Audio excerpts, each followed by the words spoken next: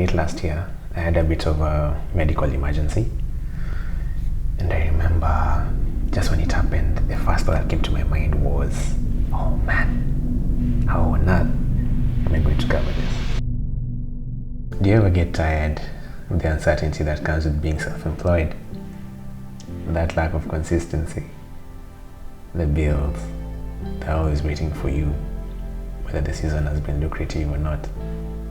The sleepless nights, trying to balance your accounts, or see where you can take a loan from so you can pay that urgent bill.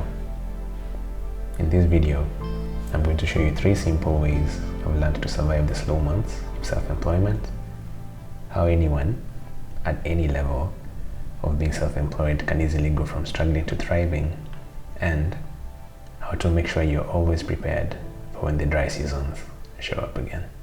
But first, let me tell you about what used to happen when I didn't have this system and the change that it made when I did. Yeah? So it would be a lucrative month. Maybe let's say you had 2 or 3 really good projects. Then the money comes in and you're so happy. You're buying everything. T-shirts, fantastic. Shoes, of course. Nights out drinking with the boys, lovely. Having weekends and nights out with my girl and her friends, fantastic. Then the middle of the month gets there, and that's when most of my bills come in. Yeah. So electricity comes, internet is there, the other utilities, groceries, phone bill, subscriptions, everything. Yeah. And for the life of me, every month it happens. It's like a shock, you know they're gonna come, the bills are gonna come, but in those lucrative times you forget to save, you forget to plan properly, and the bills are now here. So what do? You just realize that you don't have enough to cover the bills for the next set of months, and now you're stuck. Shit. The clients who you even worked for and finished their jobs don't pick your phone call, so no jobs, no sign of an income for the foreseeable future, and that's when the panic starts setting in. I remember the worst experience being late last year I had a bit of a medical emergency, and I remember just when it happened, the first thought that came to my mind was, oh man, how on earth am I going to cover this? Because I don't know how much it's going to be financially. I don't know what it's going to cost to maybe pay for the meds, if I need meds, if I need a follow-up session, if I need more consultation. I actually remember, because it was in November, yeah? I think around actually last week of November. It just crossed my mind to ask them if they have Black Friday. Black Friday prices for outpatient services. So when I came back home, I started at a place that you'd call maybe a crime scene. Where I took the expenses of the last 3 to 6 months, just seeing what recurs, and hey, it was scary. It was very, very illuminating, but also very, very, I don't want to say embarrassing, but almost embarrassing, because you start seeing patterns of where and how much you spend. It's the random things. It can be $20 here, $35 there, $50 there. And these things ramp up, yeah? And then you wonder why a month or so later there's this bill of $100 and you can't cover it. So I put on my accountant hat and my auditor jeans when I got to work, yeah?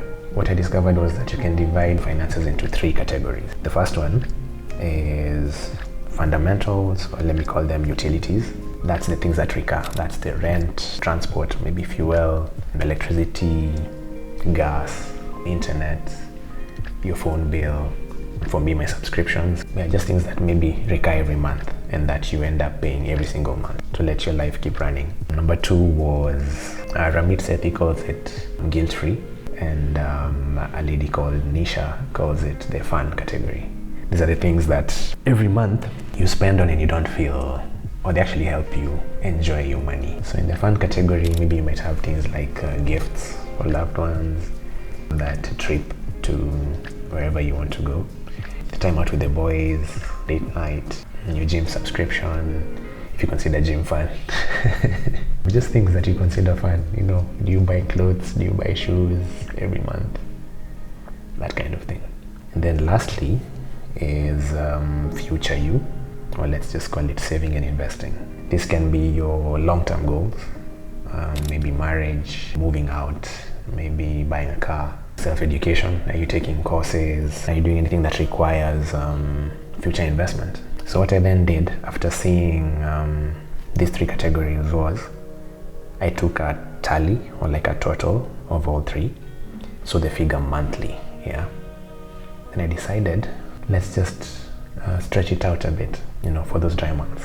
Yeah, so you take that one figure and multiply it by 3, yeah, or multiply it by 6. I think multiplying it by 6 is better because it gives you more of that runway for even the drier months. Then for point 2, each time that the slow season comes in, I think the first time I usually feel it is in my health, my physical health especially.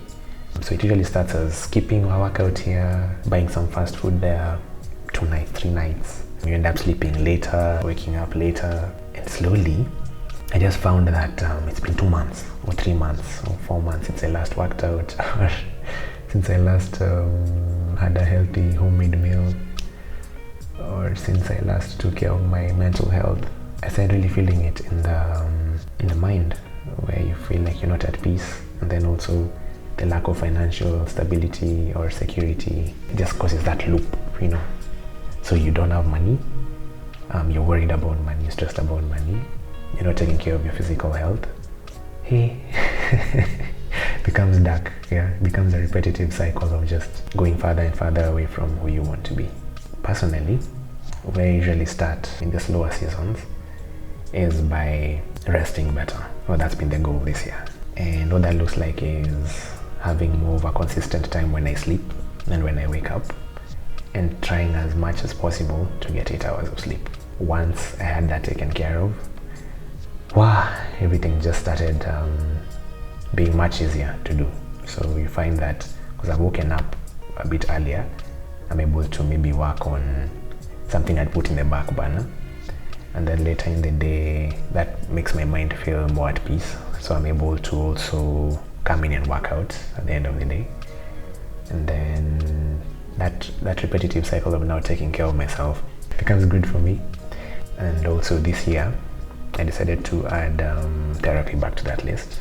So part of those savings that were in point 1 can go towards this. Part 3 is personal projects. I've been creating on and off for 5 years now, on and off.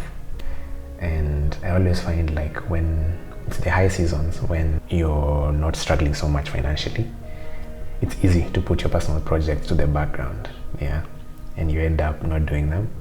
And now what happens when the slow seasons are here is that you have one thing that is so priceless. You have more time, yeah. And what I've decided to do this year is to use this more time to create stuff I love, like this, yeah. Stuff that I wish I knew, stuff that I gained some value from, and stuff that I know will help you as much as it helps me. Sharing my journey, sharing what I'm learning, sharing my takeaways, my mistakes, my lessons, my wins, my losses, everything. And the interesting thing is that you can find that from the personal projects you do, you'll end up finding that they could actually lead to another avenue of income, yeah, which can supplement this whole stressful thing of not having a consistent source of money. So you can ask yourself, what personal projects have you swept away to the side? What other ways do you think you can increase your income? And then use this free time to develop that, yeah? So just to recap, number 1 was saving 3 to 6 months of your, call them bare bones utilities. Number 2 is personal development, working on your habits, working on your mental health and your physical health, your emotional health, your spiritual health, yeah. And then number 3 is personal projects, to just like tie the bow on top. But having said that, even with all these 3 things, they don't work if you don't have this particular thing in place. Watch this next video here before you attempt this slow season framework, because it won't work if you don't have this framework.